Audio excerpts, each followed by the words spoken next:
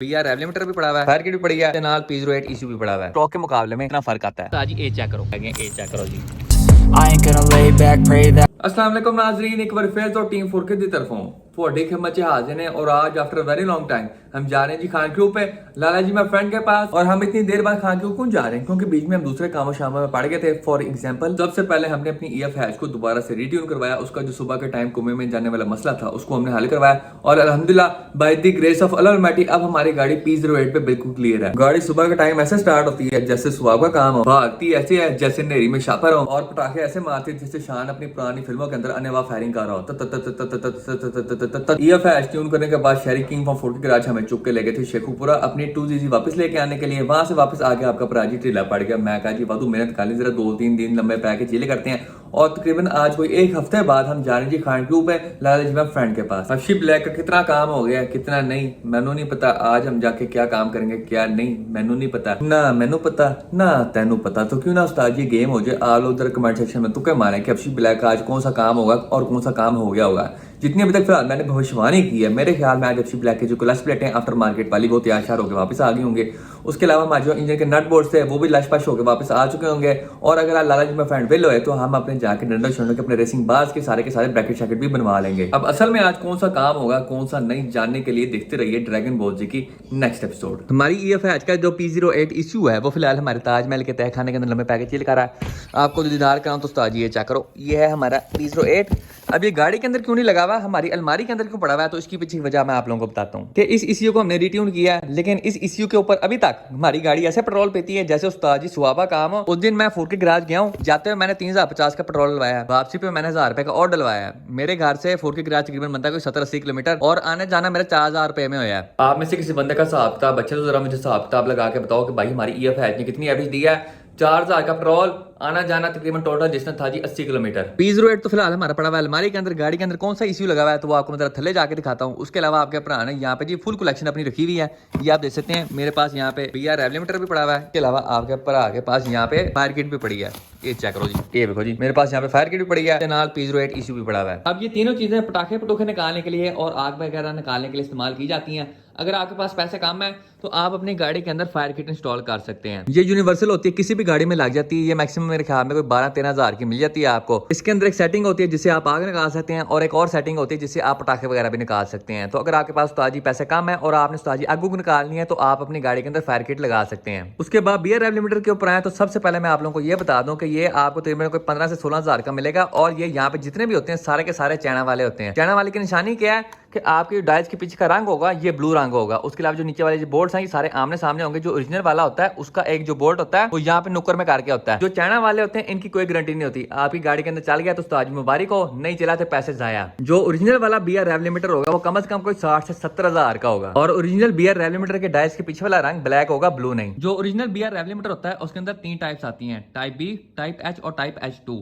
जो type B होता है वो टोयोटा वगैरह के लिए, सुबरू वगैरह के लिए, इस तरह की गाड़ी शादियों के लिए होता है। जो टाइप एच होता है वो होंडा की गाड़ियों के लिए होता है और जो टाइप H2 होता है वो होंडा S2000 के लिए होता है। उसके बाद चिप्ड P08 इश्यू के ऊपर आ जाए या फिर चिपेबल इश्यूज के ऊपर आ जाए तो ये आपको तकरीबन कोई 40 से 50 हज़ार तक के पड़ेंगे। क्योंकि आपका इश्यू आएगा सबसे पहले कोई 25-30 हज़ार का, उसके बाद आप उसके अंदर चिप लगाएंगे, उसको फिर ट्यून करवाएंगे, ट्यूनर के अपने लैदा पैसा होंगे। तकरीबन कोई 40 से 50 हज़ार आपका लगेगा अपने इश्यू को चिप करवा के उसको ट्यून करवाने में। P08 ज्यादातर होंडा की डिस्ट्रीब्यूटर वाली गाड़ियों के साथ कंपेटेबल होता है, जैसे H22 हो गया, B16 टाइप R हो गया, B18 हो गया, B20 हो गया, F20B हो गया, D15 हो गया, D15B हो गया, D16 हो गया। इस तरह के इंजन के ऊपर ये इश्यू चल जाता है चिप हो गए। लेकिन अगर आपके पास तजर्बा बहुत ज्यादा है तो आप ये किसी भी डिस्ट्रीब्यूटर वाली गाड़ी के अंदर फिट शेट कर सकते हैं। कुछ लोगों ने अपने टोयोटा के 4EFT के अंदर 5AFT के अंदर ये P08 फिट किया, वायरिंग शायरिंग चेंज करके अल्ट्रेशन करके। उसके बाद फिर आपके पिगी बैग आते हैं, स्टैंड अलोन इश्यू आते हैं। ट्यूनिंग के ऊपर मैंने काफी देर पहले एक डिटेल वीडियो बनाई हुई, तकरीबन 5-6 महीने पहले। उस वीडियो का जो भी लिंक होगा आपको किसी नुक्कर में नजर आ जाएगा। सबसे पहले एंट्री मारते हैं जरा हफ्शी 2.0 के विच। जैसा आप चेक करते हैं हमारी गाड़ी को फिलहाल वो जादू इश्यू लगा हुआ है जो कि हमें आरिफ साहब ने दिया था। ये इश्यू कौन सा है तो उस्ताद जी इसका कोड है 6JA और ये पुरानी कोड में आता है F22 इंजन जिसमें आता था ना, ये उसका इश्यू है। नॉर्मल गाड़ी चलाने के लिए हम ये इश्यू इस्तेमाल करेंगे। जब पटाखे पटोखे निकालने होंगे तो ऊपर जाके ताजमहल के तह खाने के अंदर से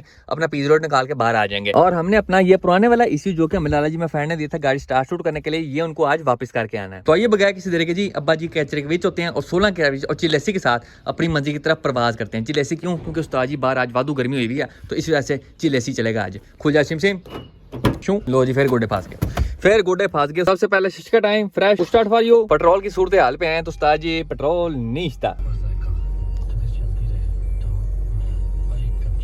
वाह, एक कप चाय तपाल दानेदार लगे ठा करके। चल चुप कर, अब गाड़ी थोड़ी गर्म शर्म हो जाए, फिर हम थोड़े ठंडे ठंडे होते हैं, चिल एसी चला के और अपनी मंजिल की तरफ परवाज करते हैं। लो जी फ्रेश 2010 पेट्रोल फॉर यू। हम सीधे जाके खां के होते हैं नमदार फॉर यू। हाँ जी पॉइंट समझ गए हो गए। और एक बार फिर हम मौजूद हैं जी खां के ऊपर लाला जी मैं फ्रेंड के पास। और जैसा आप चेक करते हैं यहाँ पे हमारी अच्छी वाला है, फुल स्ट्रिप हुई हुई है। Engine gap, fender gap, windscreen gap, दोनों दरवाजे गैप, और अब उस्ताद जी पिछली डिग्गी भी गैप फॉर यू। और जहाँ पे हमारा जो छप्पर टेस्ट था वो उस्ताद जी अभी तक कंटिन्यू हुआ है, अभी तक जारी है।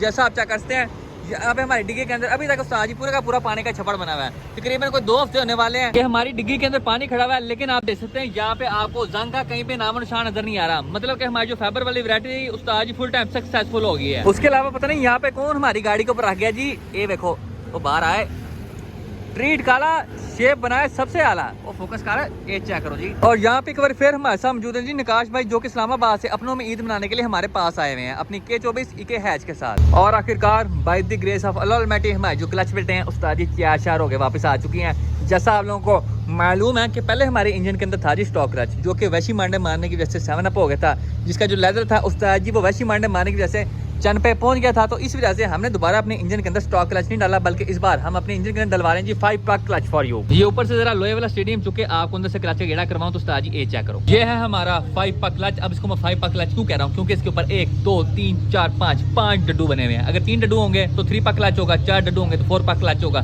6 डड्डू होंगे तो उस्ताद जी 6 पाक क्लच होगा। अब जरा मैं आप लोगों को इस क्लच के फायदे और नुकसान दोनों बताता हूँ। सबसे पहले हम शुरुआत करते हैं जी फवाइद से। तो जब आपकी गाड़ी ज्यादा जान बनानी शुरू कर देती है तो आपका जो स्टॉक क्लच होता है वो स्लिप होना शुरू कर देता है। लेकिन ये जो आफ्टर मार्केट क्लच होते हैं ये ज्यादा पावर हैंडल कर सकते हैं। ये जो आफ्टर मार्केट क्लच होते हैं इनका स्टॉक क्लच से बिल्कुल पुठा साहब होता है। आपका जो स्टॉक क्लच होता है वो जितना गर्म होगा उतना ही ज्यादा स्लिप करेगा, लेकिन ये वाले क्लच जितने ज्यादा गर्म होंगे ये उतनी ज्यादा ग्रिप करते हैं। ये तो मैंने आप लोगों को बता दी इस क्लच के फवाइद। अब जरा नुकसान के ऊपर आ जाए तो उस्ताद ये गाड़ी के अंदर फिट करने के बाद आपका जो क्लच पैडल है वो जी फुल टाइम लकड़ दम पत्थर दम हो जाएगा, वो जी फुल टाइम हार्ड हो जाएगा as compared to stock clutch. तो अगर इस क्लच के साथ आप कहीं रश वगैरह में फंस गए तो आपके गोडे भी उस्ताद जी फुल टाइम फारिग हो जाएंगे शहरी किंग के गोडों की तरह। उसके अलावा जब आप अपनी खड़ी गाड़ी को रेड़ना शुरू करेंगे तो आपकी गाड़ी में उस्ताद जी वाइब्रेशन आएगी, इस तरह करके उस्ताद जी जजला आएगा। और ये है नुकसान इस क्लच के। उसके अलावा मैं एक और बात क्लियर कर लूं कि अगर आपका इंजन बिल्कुल स्टॉक है, उसमें किसी किस्म का उस्ताद जी काम शाम नहीं हुआ, बिल्ट नहीं हुआ, ट्यून नहीं हुआ, तो आपको आफ्टर मार्केट क्लच की जरूरत नहीं है। आपका जो स्टॉक क्लच होगा वो आपके इंजन की पावर को आराम से हैंडल कर सकता है। अगर आपका इंजन बिल्ट है, उसमें काम शाम हुआ है और आपकी क्लच में बार बार 7 अप हो रही है, तब आप अपनी गाड़ी के अंदर आफ्टर मार्केट क्लच इंस्टॉल करें। और जितने भी जानकारियां थी क्लच के मुतालिक आप तमाम लोगों के सामने मैंने पेश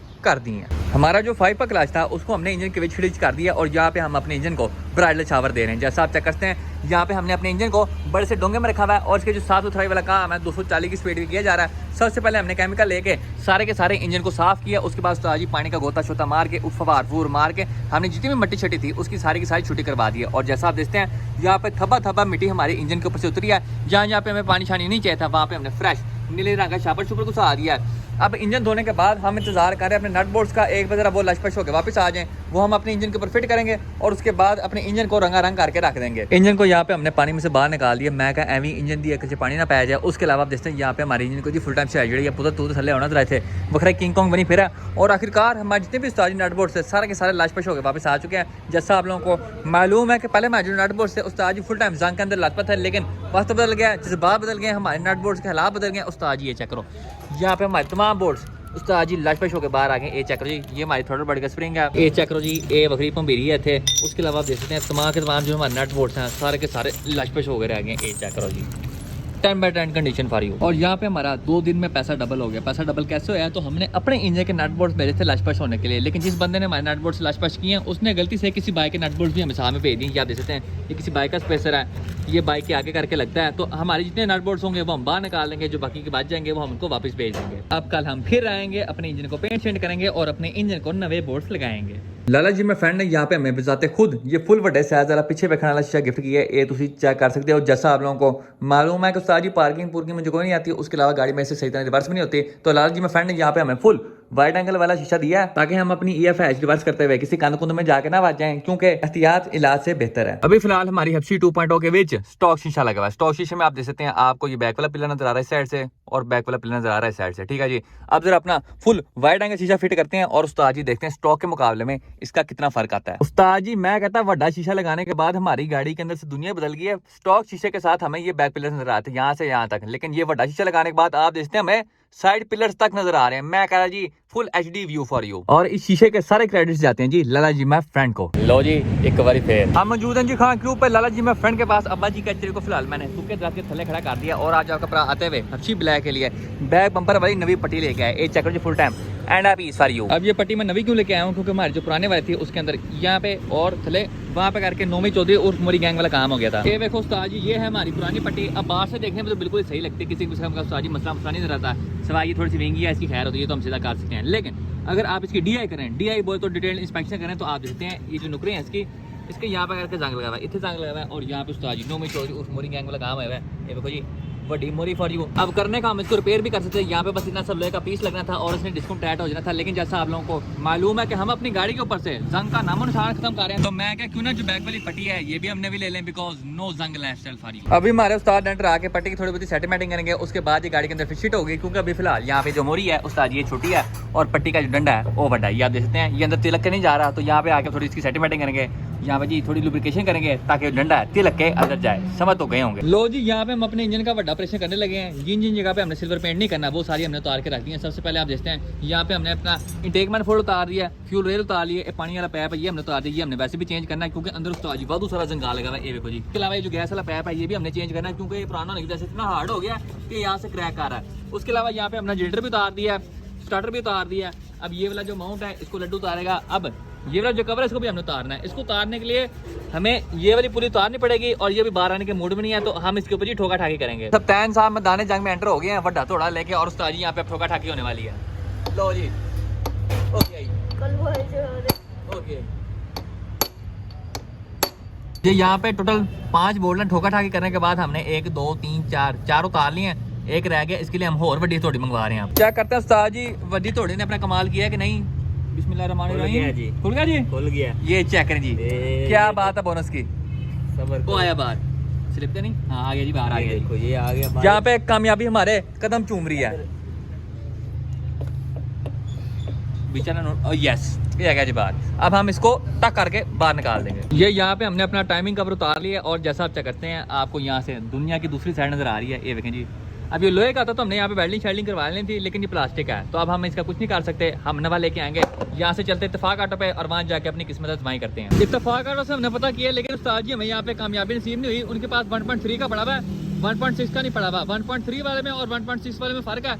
तो अब हम आगे अपना सफर कंटिन्यू कर रहे हैं। आगे कोई तनवीर ऑटो है वहाँ पर जाके पूछते हैं उस्ताद जी कि उनके पास पड़ा है कि नहीं। ये तनवीर ऑटो हम पहुँच गए उस्ताद जी, और यहाँ से भी हमें नाकामी का सामना करना पड़ा है। हमें ये टाइमिंग वाला कवर उस्ताद जी नहीं लगा। एक कोई मदीना ऑटो था, हमने वहाँ से पता कर लिया, लेकिन उस्ताद जी नहीं लगा। इंजन को यहाँ पे हमने फुल नंगा कर दिया है, होने पेंट होने की बारी आ गई है। यहाँ पे हमारे उस्ताद पेंटर फुल गहराई में जाके इंजन की साफ सुथराई कर रही है, अंग अंग में जाके उसको पेट्रोल मारे ताकि जितना भी गारा गुरा है सारा सारा उस्ताद जी सामना पहुंच जाए। क्योंकि अगर हम साफ नहीं करते तो जैसे हम पेंट मारेंगे उस गारे वाली जगह पे आलू बन जाएगा। इस वजह से उस्ताद जी इतनी गहराई में जाके इंजन की साफ सुथराई करें, क्योंकि सफाई निफ्स ईमान है।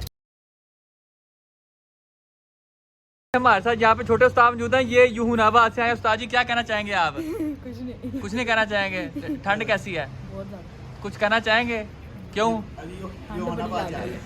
ये हमारा इंजन देख के स्पीचलेस हो गया, इस वजह से कुछ कह नहीं रहे। ठीक है जी, ओके है, ओके है। चक्कर जी आपका भरा कितना सोना लग रहा है। ये भाई ने स्क्रीनशॉट लेनी है।